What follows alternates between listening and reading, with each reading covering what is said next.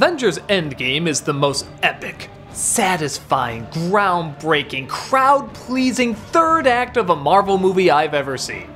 The rest is long, drawn out, meandering, even repetitive at times, and feels more like a director's extended cut than a final picture, which there is a big difference.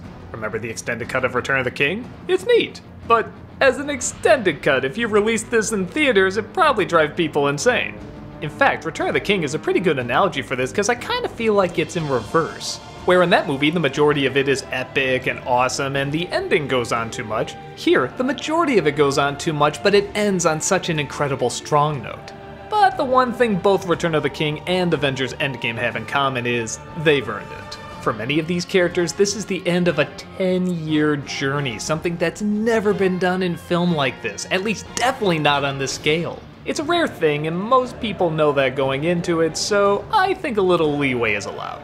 The story— oh wait, do I have to say this? Spoilers? Do I have to say spoilers just to talk about the basic story of this? Yeah, people went nuts if you even said the name of a character in this. It kind of got insane.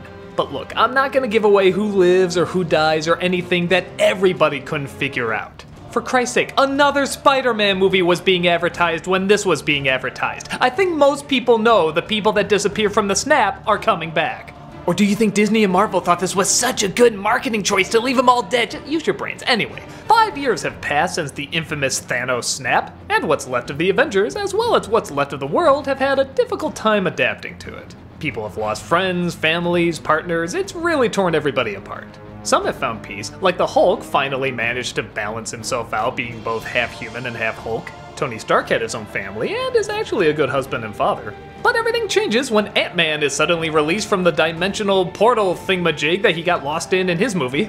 And he says this device might be useful to go back in time and change things in a way that doesn't really change things, and oh god, it's that time travel shit they're gonna act like makes sense but totally doesn't. So okay, on the one hand, you kinda know time travel has to play a part in this. I mean, how can't it? And honestly, it kinda surprised me the way they did it. I mean, I thought it was gonna be this one way, it was something totally different.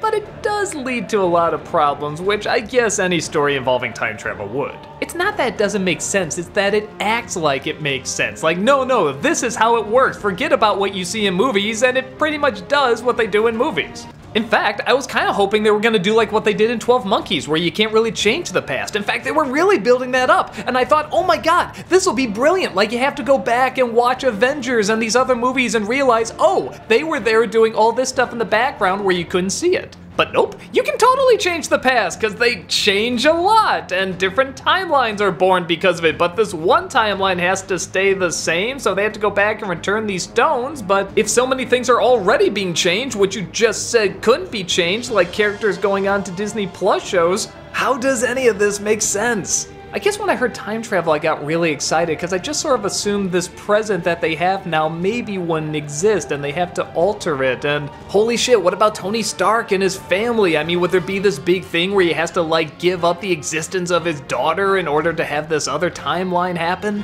Wow, that's one of the deepest questions that's ever been asked in a Marvel movie. This is really going to the next level. Oh, they're just saying no, that's not a thing. Which I know isn't fair. I should stop imagining what I want a film to be and accept it for what it is. And yeah, you can say that, but when it's introducing so many ideas that aren't being taken advantage of, you kinda notice it a little more. For example, the Thanos they fight in this isn't the same Thanos, which again, I won't get into too many details, but it's not the one that did the snap, so it just doesn't feel as satisfying. There's other things that get under my skin too. For example, there's one character that dies in the middle of the movie, and most of the deaths I'm okay with, but this one I'm not. Everything around it feels empty and pointless. Everything about the character in terms of the involvement with other characters and stuff, they're kind of building up one thing and then just suddenly that character is gone and it just feels like nothing. To a point where in the next Spider-Man movie they reference it and I kind of had to remind myself it even happened. It left that little an impact. There's other scenes like where Tony Stark goes and meets his father in the past. Again, this is something I'd want to see in an extended scene, not really in the final product. As well as a scene where Thor sees his mother, and I guess it's supposed to be funny and emotional, but it just comes across as kind of awkward to me. So much of these movies are based around the characters' interactions, and I realize when half of them are gone, you're not getting as much of it, and it's just not as interesting. maybe a scene with Thor and his mother might have been emotional, maybe a scene with Tony and his father might have been the same, but when you have to combine it with everything else, it just feels like way too much. Even when the action starts, it's all kind of action we've already seen. I mean, some of it's cool. There's a scene where two Captain Americas fight, that's kind of neat. But what are you really rooting for here? Oh, I hope they get that thing you know they're gonna get, or even if they don't, you know they're gonna get it somewhere else? Because the villain is not in a lot of the movie, and when he is, it's kind of a different one, you don't really get that conflict as much. When Black Panther and Killmonger are fighting, you feel that buildup. When Spider-Man and the Vulture are talking, you feel that buildup. When Captain America is fighting Captain America, cool. When Hawkeye's battling these criminals we saw for a few seconds, neat.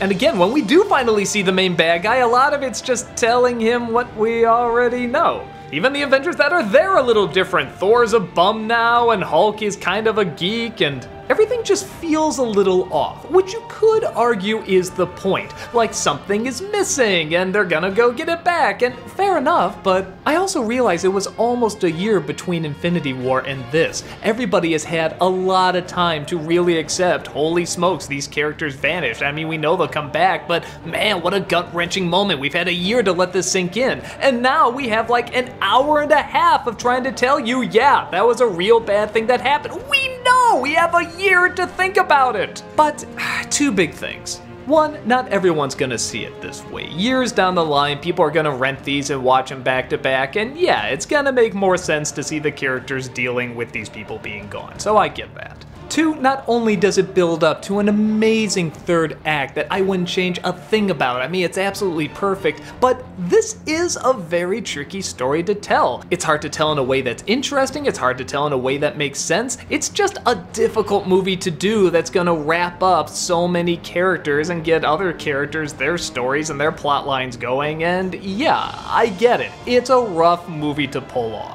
So that's why I still say it's good. I mean, what am I gonna get that angry about? That I spent too much time on character? I mean, how often do I get to say that? A lot of people like the extended cuts of movies, and so do I for that matter. But you can definitely tell when it feels like an extended cut, and that's what this feels like.